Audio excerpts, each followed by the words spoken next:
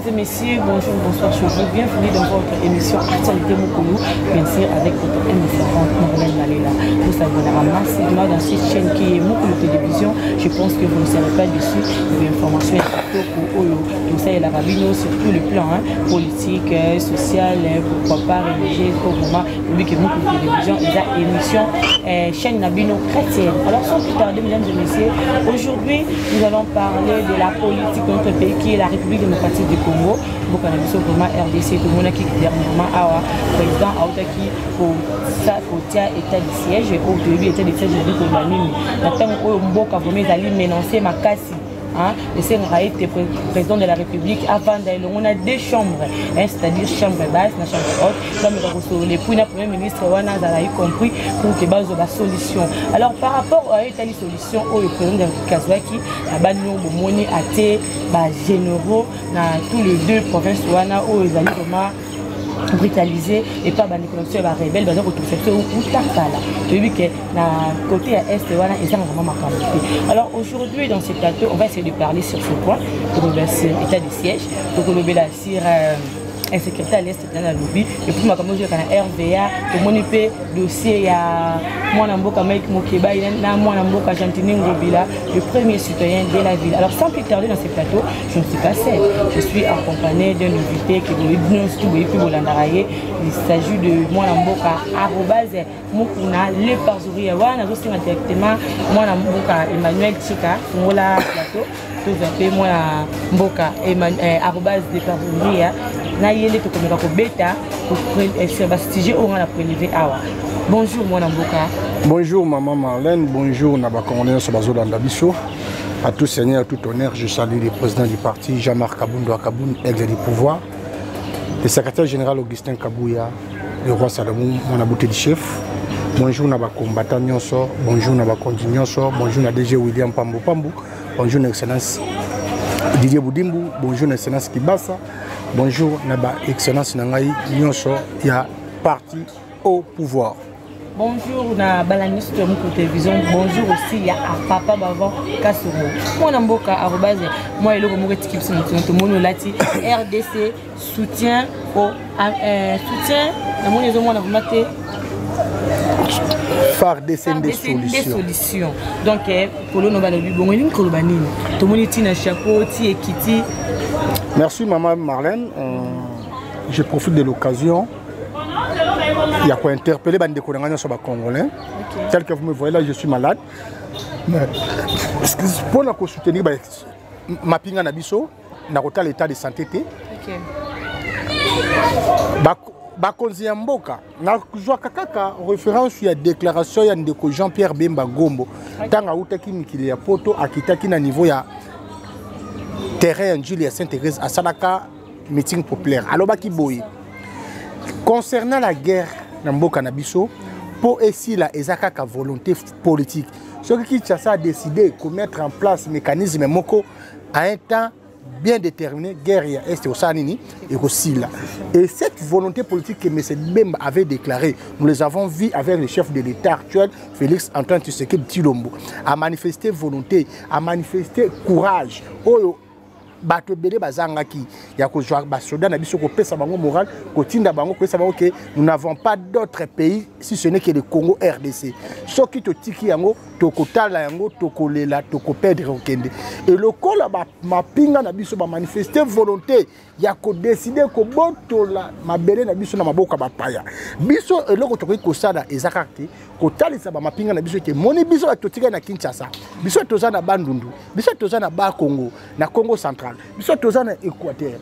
Biso nyoso toza na Congo bo matoza sima na bino. Bino nde bozali oyo biso tozali ko tindika le bobeta bango bobeta bango. Nde omoni to bandi ko botola. To botoli ba mboka ebele oyo esali ba plus de 20 ans congolais à habitation souté.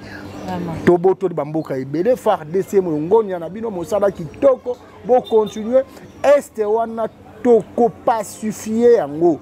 Comme la Constitution dit, le Congolais est libre de se vaquiller librement na totalité ya te ya sol ya Congo. Donc ce que vous avez posé que na Nyangara kata, OK, ce que vous avez posé que na Nyangara, OK, ce que vous avez posé que na Yuturi, OK, na wapi, Bunia wapi, il faut que ne to que na so za posé que na Lemba, OK, de Gombe, OK, de Lubumbashi, il faut to que de partout. Yango ezali volonté primaire ya tata Mokonzi Ekolo Félix Antoine Tshisekedi Tshilombo.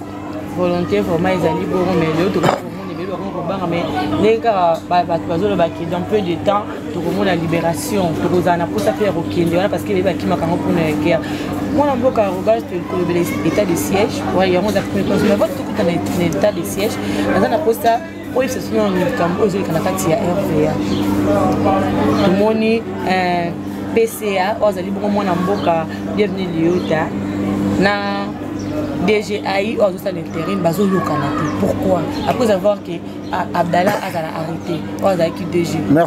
Merci maman Marlène. Eza point moko to lobeli yango pe mingi. Ndeko William Pambu c'est un financier. Aza mutu asali 15 ans na Banque Centrale du Congo BCC na département ya crédit et approvisionnement azali expert en matière il y a macroéconomique. Donc, tant qu'on a commis place wana, ndeko a un objectif moko ya kola musa entreprise. Ndeko a coûté une entreprise et zana ba nyong ba travailleurs bazana ba arriéré il y a 50-60 mois. Ah bon? Alors non. Tout ça département technique. Ceux qui travaillent à ça ko futa mamala muté. Toko tika la kaka na sima pona nini toko continuer ko vivre na vie ya kanyaka. Le col a fait ma muté so ba proposer maman il se passe des choses. RVA biso to yoka yango. Ke mutakoya na drogue. Ba bomoni ba kati courant ba lexi drogue wana. Mutazo le kana pona nini ba kanyaka ezate. Yango to. Oui. Yango za musala DG William aza ko sala les petits Etienne. Yango to lobi alubi ete. Nakende Code Fambongo. Pour tout foutre barrière, tout ça l'opération zéro arriéré. Bah travailler bas à niveau ya bien. Pour permettre à ça et d'aider tout bon ça va piste au ezaya ko beba lokolo ndolo aéroport na biso ya Nchili na Lubum na Mbujimai na ba misusu. A salim demande naye na conseil d'administration. Conseil d'administration et répondre na ba document tikal na ndako. Conseil d'administration et répondre et lobi naye biso totali makambo lobby tondimi yango biso so pesami na vote ya main levée sur les 8 conseillers membres du conseil d'administration à part Yemoko DG 7 va voter pour Ade Fambongo ba yebisi to pension ndingisa OK ne ko de Fambongo na banki oyo ko sula na bango bien maintenant problème ye lingi ezali nini ndeko William tanga bandi ko atame procédure ya négociation ya banque nini akode biso mbongo na to ya si nde côté oyo ndeko na biso moninga ya Kabila nani ndeko bienvenue Liota atelemi alobi jamais le kwane ko lekate ainsi notaki nga na za vivant et le kwane ko lekate soko lingi tozo ngaka na Rao Bank a devisa ya bino Rao Bank na tali na mikana na bino bozwa ka mbongo boza na nyongo apesa bino nyongo ya taux d'intérêt à plus de 50%. Or, à ta banque, la mère appelle ça à 30%. Or, banque, la mère, l'État reconnaîtra en tout. Et bon, comme on a plus de 40%, 50% de l'année, on a ici national equity à lobby, à repérer sa biso na 14%. Si vous tant que tu commis, à ebisi bango bongo, il y a lobby té. Tu colles on a banque, terra banque, tu outil dans musika, tu as déjà plus de 20 ans, tu as appelé à Nyongone, il y a 278 millions par mois. Comment beaucoup de bétara ba masola ba millions na beaucoup ba 1000 bête marati yo ça na nyonga 278 millions ya Rao Bank a 278 millions au moment où sur que l'installation à RVA ba solo qui te bon bo sala na ngo nini ba travailler ba sala barrière à part all public sur que national kuna le mingu to ko le bizarre mama siko yo bon bo sala ngo nini ndende ko pampamba bi non kuna bazana taux d'intérêt ya likolo biso toza na ba tozu bandeko oyo Écoutez, Ndimi et Fouta Nyongo, Raobank, RVA Zanango, vis-à-vis de Raobank, Fouti Nyongo, Kati contrat, Bandi le contrat, c'est des côtés moni PCA, Bandi Kotinda, Batuma Fingaye, et les cas, et comment Makambo Bélé, problème, mais Zanango, mais de Sénégal, Kondi, Bazoba mesure nécessaire. Comme si. Bino Karabino Morbo Moneki Boso, tu vas qu'il follow la coalition. Il y a FCC, Cash. Tu es Coloma, tu es le gouvernement, il y a une sacrée. Mais apparemment, le coalition continue car parce que c'est hôtel et le débat entre PCA et DGIA. Ils vendent le colo et la coalition. Parce que tout le monde a image et caractère. Non, madame, vous avez la faute. Vous avez la faute. Pourquoi? C'est-à-dire quoi? Non, vous n'avez pas. Vous avez totalement raison. Tout ça qui est gouvernement, gouvernement a fouillé la coalition FCC Cage. Lorsque tu as ce gouvernement, il y a quelques entreprises où ils ont nommé na fouillé à FCC Cage. Le coup a déjà balayé le gouvernement FCC Cash et le gouvernement Union Sacré. C'est les mêmes, si tout va bien sur les choses, tu as sous mandataire dans l'entreprise publique, il y a Union Sacrée. Il y a IDPS, il y a Wana. Le coup a été balongé, il bloquer le programme du chef de l'État. Félix Tshisekedi Tshilombo Nomaki mandataire wana tout le monde a dit a très Abdallah ayi na se akiti ati bienvenue Liota na se akiti ati nani Ndeko Pambu William mais directement a sauté Abdallah ko dans la prison pourquoi pas Azaki remplacer car pas Ndeko la moko boki ko za maman voilà non Ndeko Abdallah Ndeko Abdallah Azaki le DG titulaire Ndeko William Azaki DG adjoint. Donc le colonel, quand le titulaire n'est pas là, d'office. Par rapport à la coalition. C'est ce que j'ai dit. Non, maman. C'est-à-dire quoi? C'est-à-dire quoi? La loi n'est pas beaucoup de vie à battre. Loi et lobby, la pression. Quand le titulaire n'est pas là, la pression, c'est l'adjoint. D'office, l'adjoint Mati. Ce n'est pas parce que le titulaire il y a FCC, le col a Zate Baluka, Moutoualibane, FCC. Non, c'est pas comme ça. Se passe. Par rapport au RVA, pour comprendre, il a expliqué, éclaircir moi le dossier, aussi le niveau RVA. Moi, état de siège. État de siège, automobile, vraiment, tout ce qui va se payer dans le Bimsi Maïe, les chefs de l'État. Non, il faut se payer dans le côté. Le but était Essengela qui cacaille à la stratège, c'est un bon stratège. Dans mon côté, je suis PC, un diplôme de mérite. Mais analyse mais je sais la par rapport au état de siège. Je dis que c'est le président qui a moto, il y a mais il y a qui a officier militaire. Merci maman. Nayoki Batou Ebele Bazolo Basir, des personnes choisies au Bazaba ancien rebelle. Comment Batou Bazana a problème, Bako Kondima Batika Bango, va gérer Mouto à violer l'état de droit. Mais je ne sais pas, Toyoka Soni maman. Mouto Oyo Bozoloba a violé Azala ancien rebelle. Comment tu peux oser dire ça dans la place publique? Un officier militaire actuel Yamboka na Obengaï Aza dignité à Kouras. C'est la honte vraiment pour nous.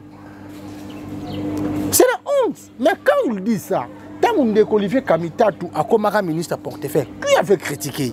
Parce que Ndeko Kamita n'est pas allé à Bango. Tant qu'on a biso Thomas Louaka a signé ma poste ministérielle, a critiqué. Le président a choisi des personnes qui connaissent mieux l'affaire.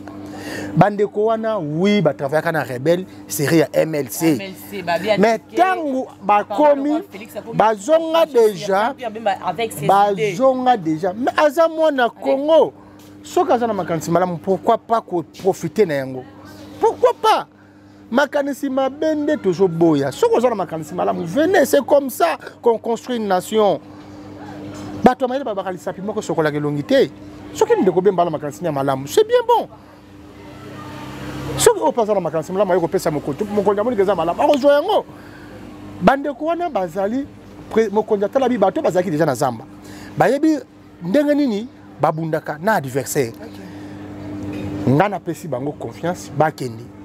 Sikoyo bato ya mayele mabe oyo bazalaka déjà na mwa bacarré minier na bango yekanga mwa zamba na yebi kibiso genre awa babandi komanipuler bato koloba ete oyo baza dignité baza boyete. Est-ce que nous le Congo actuel aza na besoin na bosenga ya dignité ya personne, toi aza na besoin un résultat.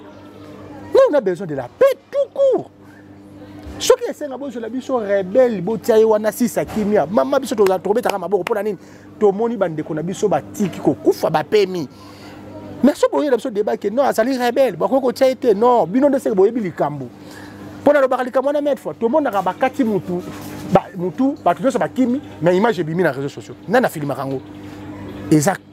J'ai bato wana basala ka communication to yebi ba jiba lusala mokonja mboka choisir ba oyo senga ba choisir ngako na kodo bango mokonja mboka soko kolanda ngai mona na yo na zo passer message koloba ete après état de siège luka ba mesure moko très urgente to continuer kozala gérer na mopanzo na kaka pa ba soda. C'est très important jusqu'à ce que nous allons confirmer et constater l'effectivité de la paix. Ce qui te dit que payer na est à 100%, wana ça va. Mais déjà, nous allons procéder à ma pinga quand on va gérer si kawana. Et c'est très important pour na kota là. Maman batu ba critiquer mon kondamboka koloba été. Baso bo ba attention le belo côté. Ba comme ko karamo, il faut qu'elle est, il faut qu'elle est. Mais tant mon kondamboka tele ma joie décision. Bon ko tele ma décision. Bakozala bongo.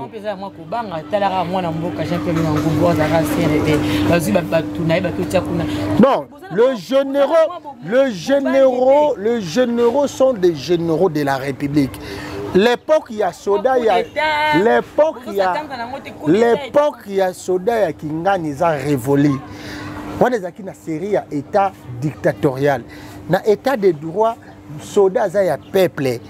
Généraux azaya peuple mapinge za biso mtofuta bango mapinge za Tshisekedi te ezali ya Bemba te ezali ya moto te ezali ya Kabundi te ezali ya Kabuya te ezali ya Congo moto akoko ya ta lobaki o tokobanga coup d'état na likambo nini biso to sala 36 ans na opposition pour to boyaka ko sala coup d'état to baki to kozwa boko biso na nzela ya maponomi to zuya na nzela ya maponomi soki un jour to kolongwa ka yango na 2070 tokolongo ko peka na njela maponomi tokolongo na njela maponomi moto akoyana eloko te alekasima akozala te toza d'espoir pour tozali kosala mosala mama lelo est wana toza ko pacifier yango tolandaka de yo ozolo balanga pour espoir mais ndeko moko soka zaki na kasebo ngaboloba ndeko wana lobi to sengi na mokonja mboka si c'est la soka guerre esili to sala sube élection to boyima ba élection to mokonja mboka vanda nai espoir ni nous doit apporter par rapport à espoir na eta mwana mboka naza ko sambela makasi Mikolo depuis mokonja mboka décrété état de siège pas bande ko na biso kuna que réussir à 100% pour être kimia kota bande ko na biso pe balala ka pongi na kimia ndenga biso bande ko na bango pe to lalaka espoir na nga yango wana pe soué na nga yango wana mwana mboka Emmanuel Tshikasi ya moyen ba biso ba image oyo le président du Rwanda Paul Kagame après avoir kokuta na mwana mboka Félix Tshisekedi in Eastern DRC, in the province close to the border of Rwanda, there's a state of emergency. Will Rwanda support that initiative by the government of Rwanda? Absolutely. We are in support of DRC in this undertaking of the state of emergency, but we also support DRC. We are happy to support DRC on many other issues where we can make a contribution. Whether it is economic cooperation or supporting and working together on security and defense matters so that we bring peace and stability in the eastern region of Congo, which marks our border between the two countries. Bien entendu, on va supporter tous les efforts mis en place par le gouvernement du Congo pour renforcer la sécurité à l'est de la RDC, parce que cette région est frontalière avec la région du Rwanda. Merci beaucoup. Thank you, Mr. President. Monindenge, Paul Kagame alobi. Donc il n'y a pas continué comme l'option à état de siège, donc ça là tout possible. Et donc moi phrase wana ebangisi ngai mpona basoutenir nango etali bongo etali message question osi ezali Paul Kagame lelo akotisumaka mboka na biso Paul Kagame toyebi ndenge nini biso bacongolais tolobaka par rapport ya président wana ke azali na kati ya bato oyo bazodétruire mboka na biso barebele nyonso tout bavoli baminere na biso toyebi ke ye azali na kati mais lelo aye susu na état de siège na biso akutani na mwana mboka Tshisekedi pour ke apporter bamain forte na ye analyse nous allons likolo ya propos na ye mwana mboka Marlène Malela nakoyebi biso eloko moko ndeko Kagame azali na ye moto nalobaka yango ntango nyonso politique oyo ndeko Kagame asalaka soki nga mpe nazalaki président ngai nasala mpe kaka bongo lelo kaka na plateau na bandeli kaka na plateau na bandeli politique oyo ndeko Kagame asalaka soki nga mpe nazalaki président na kosala yango bongo c'est-à-dire quoi s'il faut affaiblir le voisin pour nourrir les miens c'est comme ça. Personne n'a interdit le président de la République, Félix Tshisekedi, il n'est pas affaibli, mais je ne suis pas bon, ça biso. Kagame a raison de faire ça. C'est à nous maintenant de prendre des mesures que Moutoupé a biso ba bête. Il a totalement raison, mais problème est anine. Problème est anine. Ndeko Kagame, azala déjà on a depuis Mobutu. Mais à côté de problème est à Kagame, problème est à la porte d'entrée. Kabila a la porte d'entrée à Kagame pour la Congo. Yango nde likambo. On est pas Mobutu na la porte d'entrée parce que azalaka te yango moni série Mobutu to bandaki to zalaka na contrôle ya est na biso mobimba. Mais ba guerre ezalaka. Non, guerre ezalaka nango, eza ma problème té, mais contrôle on parle de contrôle.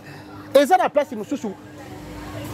Gougoumestre ya kuna comme raté. Mère a yebi yango te 20 ans. Ko côté la tête à tête R na mona moka Félix Tshisekedi. Eza pe ka porte d'entrée te. Wana ba yango politique intelligent. Oyebelo balobaka. Oyebelo balobaka nyamo aliaka mbumalideso azalaka wapi na kati ya mbumalideso donc le kola chaque fois tu dois que Kagame nda za problème il faut to kota kati na ye yango loko mwana mboka Tshisekedi aza ko sala yango wana yango mon Tshisekedi tango nyonso kozala na ye ndeko boni santé olamuki malamu boni peuple oyayo peuple oyanga baza malamu bongo bino pe kuna biso kuna kimia te ba bomaka kana est siko yonga na to sola ka bien menga kuna pala nga bazo boma soki na tuni bato bazo boma baza banani eza bato na yo. C'est comme ça la politique diplomatique. Yango mwana mboka. Tala. Mboko faut bosser pela kozwa Félix Roi Mokonzi mboka. Bosser pela kozwa. Ndeko Tshisekedi tala ndenga baloli Kabila, baloli babengi pate, babengi boye. Tina suka tala ndenge Kabila bimi na porte mama na ngai Tshisekedi azali moto ya salaka malamu makambo malembe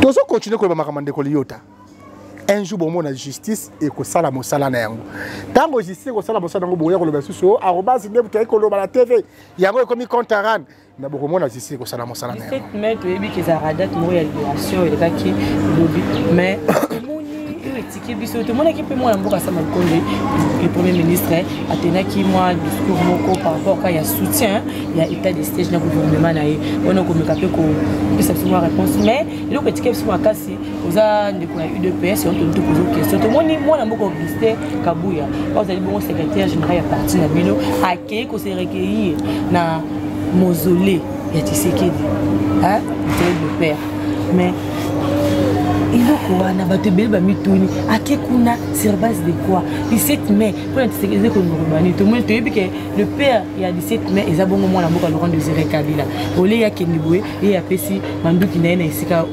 mususu malobano ezali malobana ezali premièrement les choses tu me appelles ça mon côté à Kenesiko ya lingi ni pas baloba que 17 mai il faut to Kenesika tel to Kenesika talité moi na mboka Kabuya étant secrétaire général, il y a parti, il y a mon éno Isaac Okamba Ekolo IDPS, à mon aki mokolo ya lobe zali mokolo malamu, ya okende kotala besika oyo bacha njoto ya Kondo Etienne Tshisekedi na mabele héros national. Tango akendaki akei kuna koloba na ye, talam liti oyo bundaki.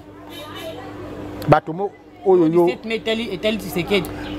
Mais le peur de la démocratie. Bakota na ba province nyonso na kombo ya IDPS. Ba soda wana bobosani. Histoire kaka 20 ans bobosani. Ndeko na ngai Malela 17 mai ndeko Kabuya kende kotala mokonjo ya biso akenda ko bongisa siko ya ye po ezape na ba réseau belé 17 mai ezaki férié jour à férié yango akenda ki mais ngana ko kanga mande ko zwa likambo ya férié wana est-ce que ça normal date oyo ya porter malheur ya mboka ezala férié pe batu ba célébrer kango porter malheur est-ce que ezali normal ezali date ya porter malheur sur l'entrée à Rwanda na Congo ndé 17 mai est-ce que biso photo célébrer ka 17 mai oyo ba Rwanda ba côté la biso ba ye ko envahir mboka na biso to sepela to beta ba bon est-ce que ezali normal ba ye ko longola bizima mbunja mabe ba ye ko longola général Mayele ba ye ko longola ba tela biso ba bizima kara soki nani soki ba nani ba roara ba rorere ba kamere roi karanyengere ba bango nyoso ba roi ba ya ba roi ba ye na 17 siko bino bolingi na 17 wana biso to kenaka ko célébrer yango biso to lobi non ndeko musée azala bénédiction pour na Congo ndeko musée Laurent Désiré Kabila mais bénédiction na ye ezalaki kolandisa mana malédiction pour na sima ndeko musée Laurent Désiré Kabila nde toyeba kabarebe roi Kanyengeni na sima ya musée toyeba Hippolyte Kanambe roi Carré donc c'est comme ça Ozomona eza ko sala eza ngana ko na profiter ko senga na ba konyamboka date wana eza la même commémorable il faut effacer yango il faut pas effacer yango il faut la date boto ko tiango te comme 24 ans yango to fetaka yango yo lingi ke ba mais depuis to fetaka date wana mais 24 ans célébration yango 24 ans de guerre. Donc, pour nous suggérer que le col Félix Tshisekedi a un pouvoir, à mécanique revoir date moussous ndenge to mwana époque pas Laurent Désiré Kabila. Alors on a férié moussous autodaka. Ngai soki na kondima férié ya bato. Na ko kondima férié ya Kondo Kasavubu. Kondo Lumumba. OK. Kondo Mobutu. Ndeni. Mama. Yango na zoba. Yango na zoba il faut que tu koma. Kondo Mobutu. Donc ouais ça ba souhait na yo na proposition. Pe Kondo Tshisekedi. OK. Bon, Laurent Désiré Kabila. Non. Le père de la libération. Ndeko Kabila, c'est le père de l'envahissement. Ndeko Kabila, mais ce qui le coûte, tout le monde qui Ndeko Kabila, il y a un chasse aux sorciers, non? Maman, un sujet rwandais, jusqu'à l'actuel moment, tout ce qu'on a eu, Karabarebe. Azala ministre de la défense, Azala nan. Moutana Roubé. Mais le gouvernement, ça m'a dit que vous avez belé. N'est-ce pas Tangra Rwandais yoyebi. Oh, bah ça ben. Na ça une image en moi, ngana ba c'est comment les documents moi monté. Mais Azala ministre. Azala ministre. Out na télé discours né à cause à la ba auto to ben to o ba lobi ki ba congolais. Ba touti. Non. Rwanda. Ba nyamu aza munyamurengi. Mama yo lo ba nyamurengi ba congolais te. Non, Tolobate, Banyamulenge Bazaba Congolais. Toloba likambo batuti. Toloba nde likambo ya batuti. Biso loba makambo ya Banyamulenge te. Banyamulenge nde bazala manipuler. Bato bazaba Congolais te balikoka ba profiter na sima ba. Nesi tala mutu ko la Roubé wa bazana Nyamulenge. Oloki ndogite vraiment tayo moko. Biso na gouvernement ba warrior tozaka kana ba congolais. Loi oyo mwana mboka Noël Tiani oyo a dans sa proposition loi na ye alors il y a un vrai congolais là pour postuler la présidence. Donc c'est-à-dire au azali de père azadma de père et de mère ou abotami aza congolais de naissance ayebi makambo boka ndaza capable de couper des positions à propos de position par rapport à telle présidence pour la candidature. Est-ce que vous trouvez position ya loi ndengeni? Merci maman Marlène. Vous savez à un moment donné photo bima na kati ya jungle to koma pemboka to longa na zamba. C'est anormal maman. C'est anormal. Comment peux-tu expliquer cela? Tu te réveilles un bon matin. Avant d'aller au Congo, je suis libre. Allez, au postuler. Ce n'est pas sérieux. Ce n'est pas sérieux. Ce n'est pas sérieux. Maman, tu sais ce que dit la Constitution congolaise? la nationalité congolaise est un. Il fait en aucun cas concurrence n'a pas nationalité. Quand tu prends une autre nationalité d'office, on perd des qualités à congolais. Si tu as un cas, il y a postuler. Comment peut-tu accepter de vendre Boui? Il y a 50% congolais, 50% camerounais. Il y a postulé. Il y a gagné. Les Camerounais, Congo na Cameroun est bêta. Tu regardes na Bali. Tu regardes la facilité, il y a réflexion. Congo est bêta contre Cameroun. Ngai batu bayibi ki naza 50 Congolais, 50 Camerounais, nga président de la République na vandi na terrain. Na podium na nga na vandi, batata mwasi na ngai côté ya papa, ya ba Camerounais, ba vandi koto yo, ba mama leki na ngai côté ba Congolais ba vandi koto. Nga na katikati. Tant Cameroun est tiebi nga na kolobani. En état président, il y a Congo. On parle de nationalité. C'est très important. Et la nationalité, c'est le col à Makambu. Il y a religion. On ne peut pas avoir des pères spirituels. Il faut que ça n'a pas mourir mon corps. Quand tu veux assumer de hautes fonctions de l'État, il faut que ça vraiment sûr et certain que ça a un Congolais. Et il y en a beaucoup, il y en a une tokobang, vraiment congolais. C'est notre frère, c'est notre soeur. Tobo yo za Zambien. Tous les si quand on a Moïse Katumbi. Pour la monnaie, on est contre Katumbi. C'est tu vas comprendre que Katumbi est congolais. Katumbi maman est Zambien, papa est italien, est juif. Maman papa. Ça ne dérange pas. Ça ne dérange pas. Yo, ça la erreur dans la vie. Ça ne dérange non. Non, maman ko confondre te. Ko confondre te. A comment congolais, a joie nationalité congolaise, a comment congolais, c'est normal. Mais toujours parce que brader ba poste terminé ne mboka. Wana ba ko cho ministre, ko za dope 50-50 ba cho ministre. Et ça m'a bêté. Mais comme président, maman, ta yo moko. Au Koutani Naka, yo nganazaï Zambien.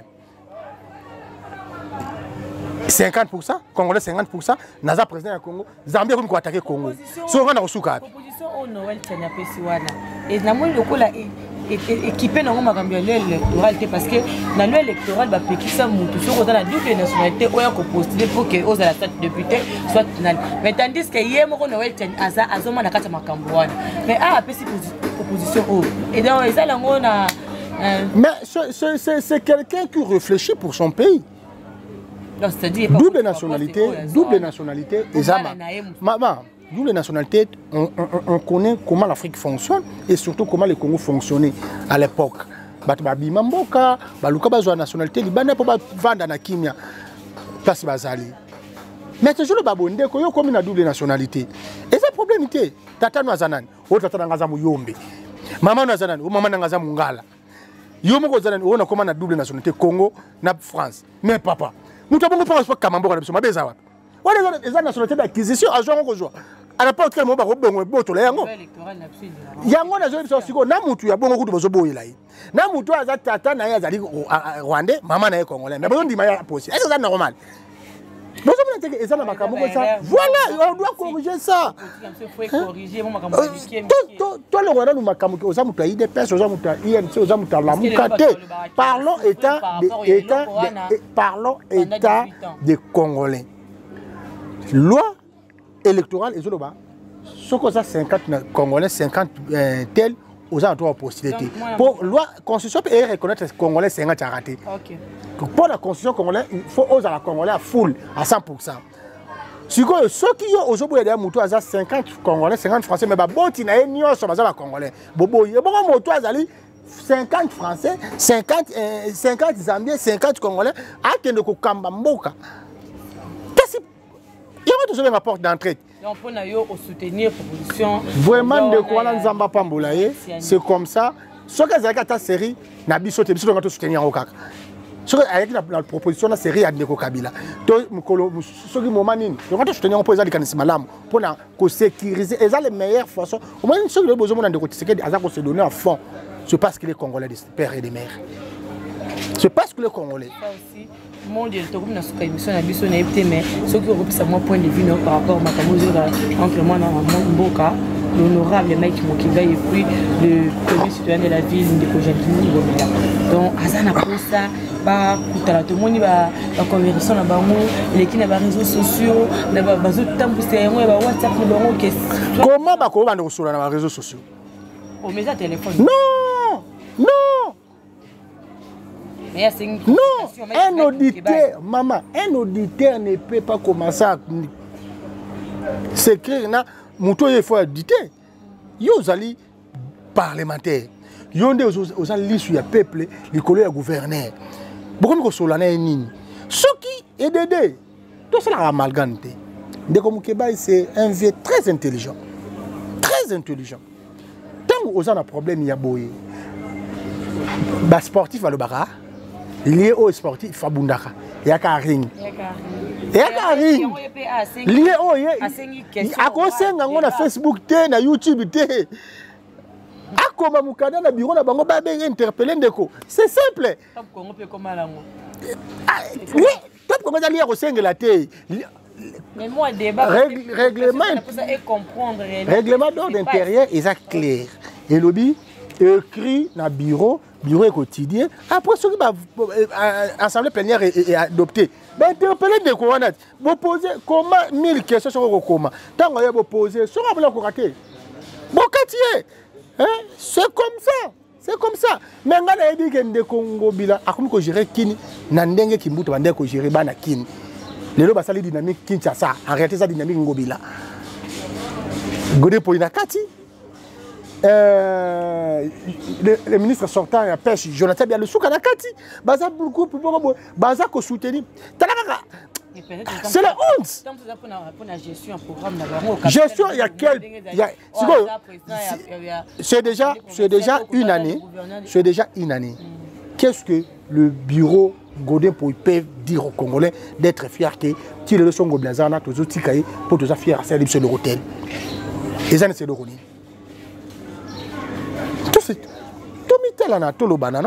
Mais tout le monde va bien avec l'éclairage public. L'éclairage public est un programme à Kimbuta. L'éclairage public, mais c'est la honte. De dire ça, c'est la honte. Dire ça, c'est la honte. Je veux qu'il limite comme Kitoko. Je veux qu'il n'a pas le roman Kitoko. Je veux qu'il n'a pas le roman Kitoko. Limiter ça boulevard, madame. Toi, le réserve du métier. Mon bel des animés. Les gars, pour l'ouro, on a Sony. Les gars, pour l'ouro, on a Sony. Pas que je me rends à limiter. C'est la honte donc. Et ça, biso nos orations. Balobara biso mettre fois. Qui nous bopeto wana kutu na lingaka moto simba te mama. Qui nous bopeto wana kutu na lingaka nde moto simba te. Nde Kongo bila kenda ko kocha mokonjo wa ngai, akenda ko kocha mokonjo ya ngai na makamba bosoni. A invité mokonjo ya ngai na makamba bosoni. Qui nous bopeto na lingaka kutu moto simba te. Pasa la soni. Ngana zali bato bayebi ngana soutenir Ndeko Congo bila. Mais Ndeko Congo bila yo sala makambo soni. Azo sala makambo soni. Biso lozala kawana soko sala malamu to beto maboko. Lokola to beto Ndeko Barnabé Mwakadi maboko DG ndenga tomboli ça dit jamais vu depuis Congo zala Congo. Bino ya mwinti tinasi mingi zaka ba o ya bino. Mais soki tangana moko asali malamu tolandi ministre na biso ya finance de nouveau ministre Nicolas Kazali azobetela bandeko ya DGD ya maboko na bandeko ya DGRAD basali bato ko kuta basali batati ya biso te tango wa ko sala musala malamu to kobetelo maboko tolobi ke yozo sala musala malamu umela tango wa ko sala mabe ndeko kamera biso to betelo bisa ndeko kamera umela to benga coach tango sera bandaka ko sala tango bandika ko yiba tolobi ni donc quand même il faut que boloko tout le monde peut bandeko baké quand nyamaka c'est ba kuluna ba réclamer présence nyamba beza normalité il y a pas ali kuluna ndeni ba tindi biso batiki ba konjamboka ba tala réclamation bandeko na malamu bango pe baza pe ko réclamer moninga na bango batinda ekuna ngai moto na lobi yango te tala yango na ba vidéo zo ko circuler ba sengi pe babi biso pe to ba kuluna to yibaka ya botindi biso yé pa yibi ndeni bozo tikaye bakonjamboka bazwa mesure baza baninga il est pacificateur en plus en parlant de Vital Kamerhe tu dis que il est parce que ça a un niveau ya cash comme niveau ni cash kufa depuis to gagner l'élection donc bokabona na cash donc bokabona na je ne sais pas Vous avez un partenariat. Non, au Cabana, je ne sais pas. Mais cache Koufa, pourquoi? En force que les objectifs, il y a cache ça a teinté. C'est d'autres choses inexistants. Donc on a qui toujours présidence, toujours la primature, toujours primaturité, toujours la présidence. Voilà, mesdames et messieurs, nous sommes arrivés à la fin de cette émission. Il y a Mela qui vient au moment où on a il est aussi le communicateur du parti du pouvoir, UDPS, parti à chef de l'État. Il y a que mon conjambo quand on a parti, mais parti au moins Bimissaï, Oya, Outa, Otebi qui a la lutte pendant 37 ans à Kati, le monde papa naïe, le fait Etienne Tshisekedi Ouamoulumba. Alors, mesdames et messieurs, comme il n'a pas vraiment, mais moi, il y a un mot de la fin sur mon point de lobby. Message fort, il y a coupé sur la chef de l'État, et puis message fort, il y a coupé sur la peuple, et puis balandio, on a moins espoir. Mot de la fin, Zali, je sais qu'il y a des politiciens, des pasteurs, des Congolais, pour ça, le quoi, toujours ça. Oui, bateau, bateau, kapapolo, bateau, gagner bon. Mais message, est très important pour la bande de connexion basée en front. Le Konyambo a décrété qui état de siège, to soutenir, to semble la pour Nambo Kanabiso. Net si babiso ba oh, to akana Congo. Ce qui Congo est pays, to tika li parter, to Nambo Kamsusuki. Et ils allaient s'en ming, to accompagner mon Konyambo. Ndenga lo bango tango nyoso iti. Mon Konyambo ndenga zawana, et ça continue à rien ba Konyambo. Ce que le mon Konyambo ba banda ko foot ya ko zana bien. Tango yo za ko bundisa ye, yebe ke ngana yo ndem trodi fali pa na tongo, to tambola makoto wela mituka, to souffrir. Or to za obligé à ko zana simatata mo konja ekolo pour réussir, pour biso pe na basani na biso na bandako na biso na mabota na biso, vie na biso sala nini et changer. Ce qui yo continuer kaka politique, ba za ko manipuler na tribalisme, ko ignorer. Ce qui les lobes. To so mona ndeko kabila za ko tambola librement. Ce qui les lobes, toi comme on maman Olive za ko sa ba déclaration na ye librement. C'est parce que mon Konyamboka ndemo to andimi bazala libre. Ce qui te to yebi sort na bango, peuple asenga bango. Mon Konyamboka a protégé bango. Ata ce qui pona wana. Bo pesa merci. Bo pesa merci parce que ali moto a motema monene, mon Konyamboka o ali moto yo o a motema monene. Yondo zali ko incarner espoir ya mboka. Mboka bo bezali ko tela yo. Ko pesa pardon na moto moko te azo sala mabe. Gouvernement warrior, mokondi zala catégorie rigoureuse. Mutu a sazardete, mutu a salaba jete, peuple allié malamu amela po yango nde ali mandat na biso. Merci. Gouvernement warrior donc Mokonyambo ko salaba jete, peuple azana pour sa colère sociale evanda, dans social. Bazo souffrir. Quand on a problème, il y a maï na courant qui a sabi la question mon bimba. Mokondi longola DG wana ya Snell. Déjà Snell a bomini sous courant de sala yango encore. Ba longola pe bakanga ye. Et ba place to ebe ke courir za la bien, courant de komi mabe. Bato bazaki ba fin fond, ba komi ko stepper ba courant bazo ya ba carte wana. Pe komi sous cher, zaki na ngona prix assez mais komi cher. Mais biso awa okomona facture zo ya na montant moko élevé mais courir zo za la té. Mai ko na parlons pas. To commencer le mai ba forage. Ba mai ba forage komi ki pas émission après ça qui idée que idée moko ya kitoko. Na bandi le bokolanda yango boko sepena mo rasina o etali bongo mai na biso. Ko na réserve d'eau chaque commune, une fois ceux qui réglent un problème, et moi et lancer vraiment il faut que maïs en catéma et comme ils ont la capitale. Donc comme ils ont on se retrouve dans Mboka Mongo boy ceux qui ont autant en communauté parce que tout ce dans Congo. Donc c'est ça la passe. Attends on te linga va faire fond na biso comme évoluer. Attends on te linga bamboka na biso mususu et comme évoluer mais biso moko na kata capitale de centre ville donc comme ko souffrir na biloko o bango za parce que ils ont déjà passé na quand on ta mona miko na caméra total la ndenge ni bazo vivre que mais ils a raté mais biso aw to ta mona miko ndani na so alors chef de l'état gouvernement donc bon mekana ko tala likambo wana pour qui m'a ramené saison à ndenge zalaki vraiment bien alors c'était là votre de servante Marianne Malela et papa qui bosse massivement dans cette chaîne vous ne serez pas déçus hein mais émission aux moi papa apparaît pas Marianne Malela on vient où était humanitaire où était bien où était humanitaire hein papa Jean Bosco Nzapa merci beaucoup na yebi qui était pour évoluer to kokenema musika par rapport au état liba point ya régie des yeux ya mai to kotambola partout faut to tu déjà la responsable et le nini komi et qui komi na mboka pour que mai comme a dit to ko libérer parce que ma carte de mon est maintenant musika en montant to nous avons la Jonathan Mikaï merci à vous